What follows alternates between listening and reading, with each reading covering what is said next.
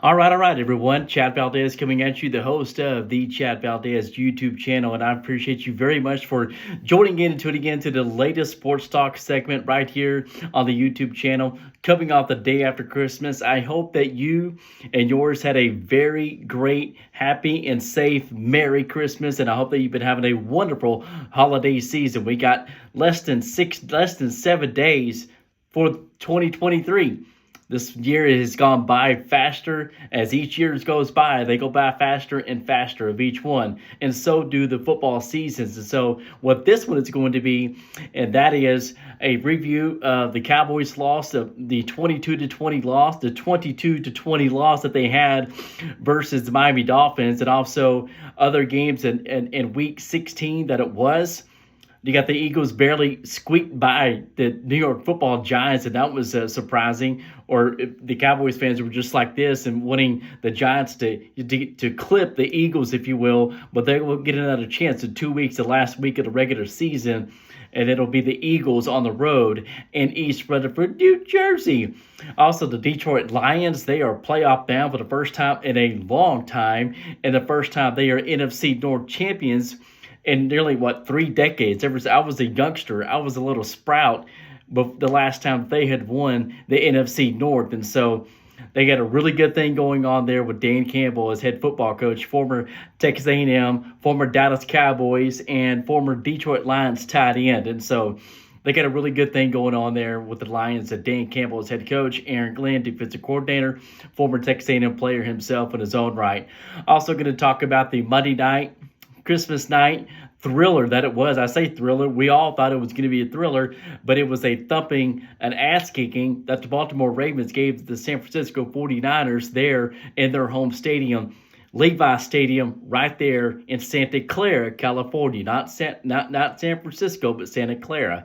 And also some Dallas Stars commentary I'm going to squeeze in, and some college football commentary as well, as the bigger and better bowl games will be going on right now that the Christmas day has passed. But we always want to be, in the spirit of Christmas. I'm not going to have a religious talk or a biblical talk, nothing like that. But if we can keep in the spirit of Christmas, at least for a couple of days after Christmas, I believe that's a good thing. And so that'll wrap up the opening monologue. And every time I do that, there's also a couple things I wanted to throw in. So this will be a PS on the opening monologue, and that is the 4 tickets that I'm giving away right here that you see in yours truly saying tickets that I scored. And I'll go ahead and do it now that you're tuning in versus the very latter part of this, and that is the person whom shares my sports talk platforms the most right here, the YouTube channel, that the Chad Valdez, and or the full audio version where you can find Apple Podcasts, or where you can find at The Real Talk with Chad Valdez via Apple Podcasts. Whoever shares one or both, whoever shares the most, that could be on a story post on your Instagram or Facebook. That could be a regular post on your Instagram or Facebook, or even X on Twitter. You can make a post on that. And I don't do TikTok, and so I believe 3 is enough, right? Facebook, Instagram, and Twitter, and also YouTube right here as well. So whomever shares the most of my sports talk platform and program, and what I should have done, let me go ahead and get it right here. It's on like my media badge right here.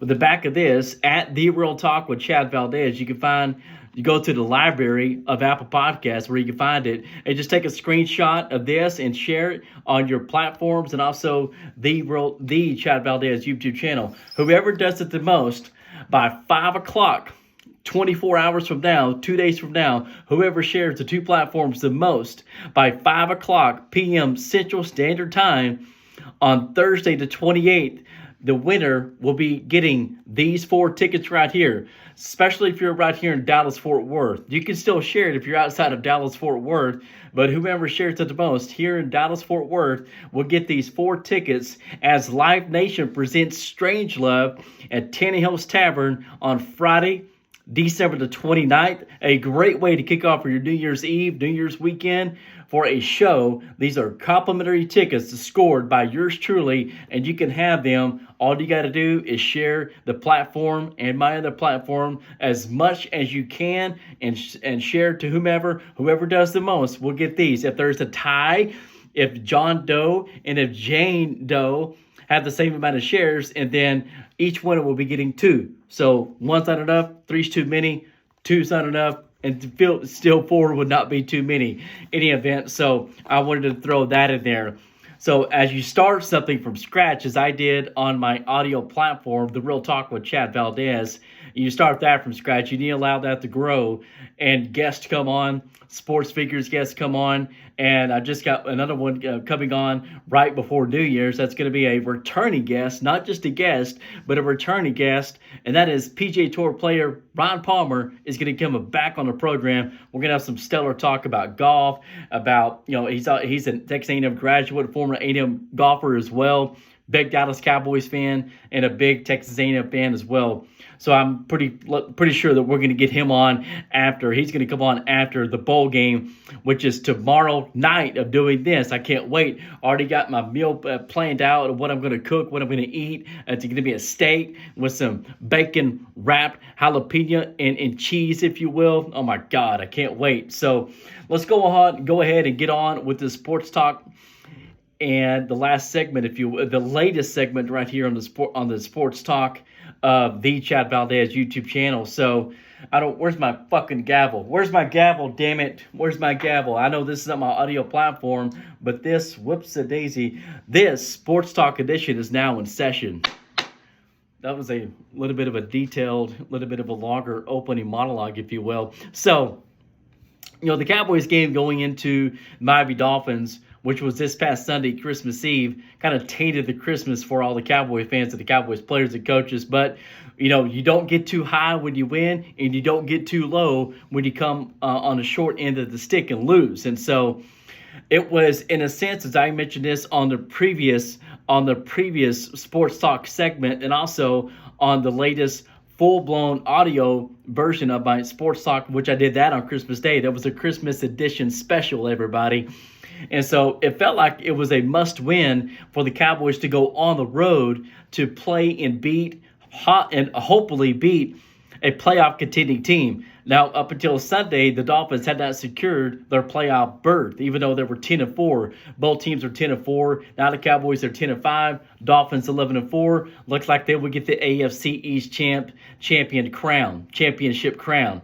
And so what I meant by it seems like it was almost a must-win for the Cowboys, not to get them a playoff berth because they're playing an AFC team, but it was a must-win to get them on the road because they were on the road there in Hard Rock Stadium, but to have a possible win over a playoff contending team, over a good team, not a great team of the Dolphins, and that came up a little bit short. And so there were some miscues in the game. We won the coin toss to start. We win the coin toss and elect to receive the ball because we are very, very good, much, much better than when we play and have a lead. And so, up the field we came with my quarterback, Dak Prescott, number 4 in the field, number 1 in your heart. Now, we marched right down the field on the first drive, and we got a 3rd and short, and I think a 4th and short, a couple of those, and Lipke gets the ball 3 times, which is very unlikely, unheard of. He's gotten the ball before earlier in the season, but not 3 in the same drive to start the fucking game. And so he gets 3 of those, and then the 4th one, it wasn't meant to be, if you will. And so there was a little bit of Dak Prescott did his job, and that's just how can be miscommunication, if you will, when you got a fullback running right behind you and looked like it was an okay. Dak didn't have any problems of giving him the handoff. It just hit his elbow there, and I think if I'm not mistaken, his elbow was like that. I was always taught, and not that I was a running back, but whatever the closest that you're running to the quarterback, you leave that hand open. See how there's much more room for the quarterback to place the football. If I can get it right there, if his hands was like that. But his hands and elbows were like that, and so when Prescott had to do that, it hit his arm. Obviously, this is reversed or whatever, the mirror or the image, if you will. Not the mirror, but you know what I'm saying, the angle. And let's just go ahead and put that right here, if you will. And so that was unfortunate. We get down there to the goal line and are unfortunate to punch it in. The play before that is when Tony Pollard, got that short pass, or was it a run? And it looked like if he would have had a dead sprint to the corner, to the pylon, he most likely would have got in.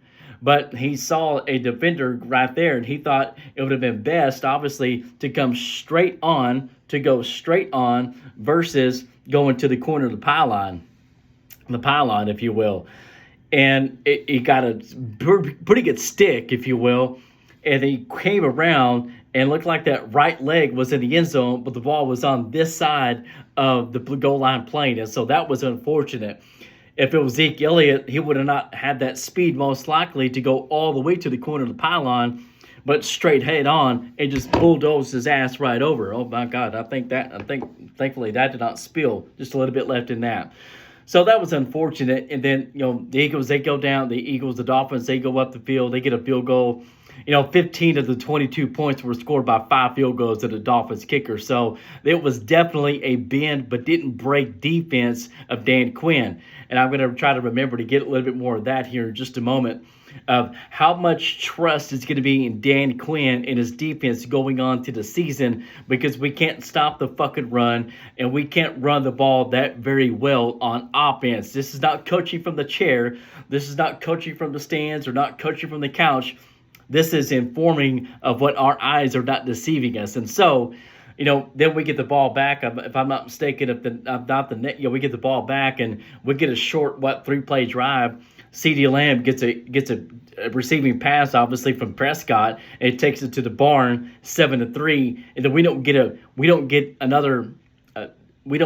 the lead again until 3 minutes and 27 seconds left in the fourth quarter. That was a playoff-like type performance that Prescott had in the fourth quarter, driving up the field, having really good passes, all the money, if you will, and a couple of good runs as well, where he just marched his troops up the field and got a touchdown. The touchdown pass that he had to Brandon Cooks in the corner of the end zone, double coverage, if you will. And that was a perfect ball placement, a great catch that Brandon Cooks had. Thank God he maintained control when he got tackled to the ground, to the surface, if you will, to the grass. And so that was a playoff-like type performance. And we get the lead 20-19, 3 minutes and 27 seconds left to go. And that's when the defense, you have to step up. You have to do something. Put pressure on that quarterback. You got to have a ball hawk to get an interception again, strip the ball, something. So the Cowboys defense were unable to do that. And that was really unfortunate.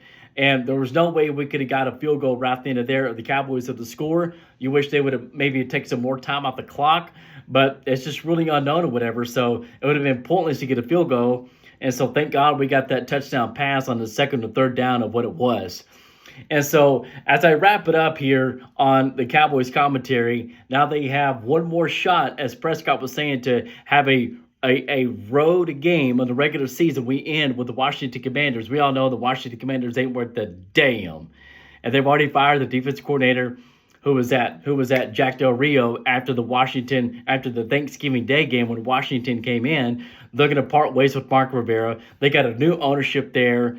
And it was that Davis is the name. Irving Magic Johnson is in the ownership group or whatever. So they're looking for just some new blood, a breath of fresh air, a new beginning there for the Redskins football team Commanders organization. And so what Dak was saying, that we have one more shot, another opportunity to go on the road and have some momentum going into the second half of the season, if you will, the next part of the season, postseason.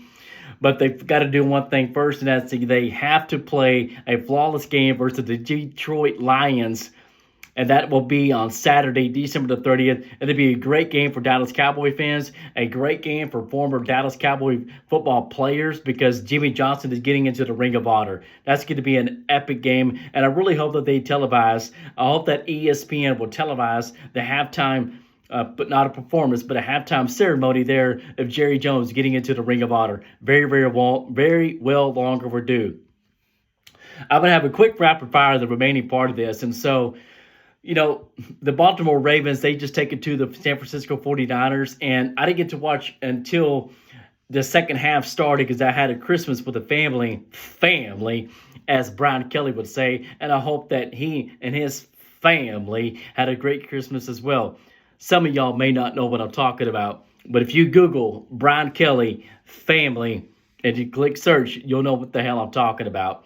So, they just take it to the Ravens. That is a very, very tough ball game. Thankfully for the Ravens' sake, that they're a really good football team, that they could go fly across the damn country, have a game at night, and fly back on Christmas night of all nights. And they take it to them 33-19. And Brock Purdy, he did not have against him, on him, if you will, tallied on him, not one, not two, not three, but four, as Ric Flair would say, interceptions. Now, I caught the highlights of all the interceptions. It looked like two were not on him. So I'm not going to be a hypocrite, because last season of 2022, when Prescott had a fluke of a year of interceptions at 15, I said about 4 to 5 of those were not on Prescott. Well, 2 to 4 interceptions in one game that Brock Purdy had. I guess, yes, he is human, like the 3 regular season losses in a row that they had earlier, mid part of the season. Well, okay, Brock Purdy and the 49ers, they are human. Of course, they were without Deebo Samuel. They were without Christian McCaffrey. They were without Trent Williams. Looked like Trent Williams is having another injury scare as well. So with Brock Purdy having 2 of the 4 interceptions total on him, 2 not on him, it's still going to go in the category. I still wish that the football gods, whatever, this is high school, college, and NFL as well, if it's a tip pass or whatever, and it gets intercepted by the defense, that number should go in quotations, because it's not on the quarterback.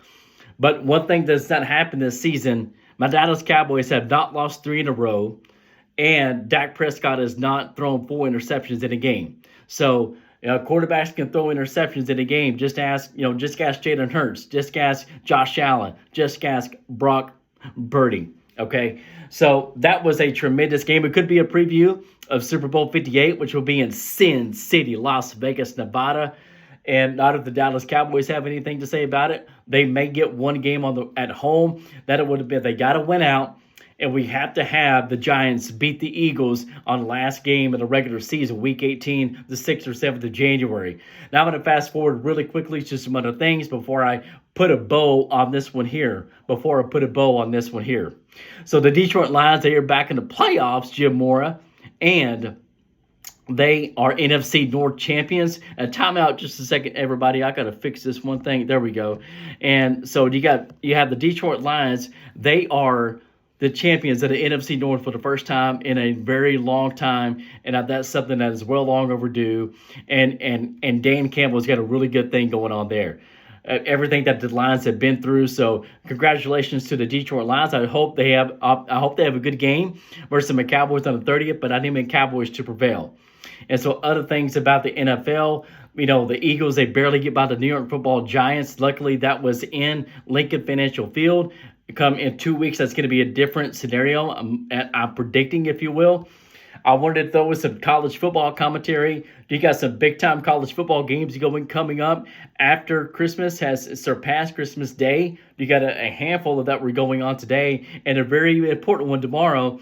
As it's not the bowl game that A&M fans and the A&M football program and team sets out. We have our eyes set on the Texas Bowl. Absolutely not. But unfortunately, some things did not go our way on a handful of games this season. So that's what we're dealt with. But we hope to get a bowl win to go into 2024 on a high note, to close out 2023. That was the Jimbo Fisher and Elijah Robinson interim head coach. So we really want a bowl win. Mike Elko is going to be there, so we really want a good showing. And for those seniors that are playing in their last Texas A&M football game that may not get a medical red shirt or whatever, if it is their official last game of their college career, they're going to want to play and go out a victory, a winner, and get them another bowl ring, if you will. other college football games that are going on. And obviously, we have less than a week until the New Year's Day games and also the college football semifinal playoff game. And to really close this out, my Dallas Stars have back-to-back game versus the Chicago Blackhawks on the 29th, Friday night, and then a ritual New Year's Eve night versus the Blackhawks. Well, I hope they go 2-0 on the Blackhawks. Tell a family member, tell a friend that until next time, I will catch you on the next Sports Talk edition. This is the Chad Valdez YouTube channel.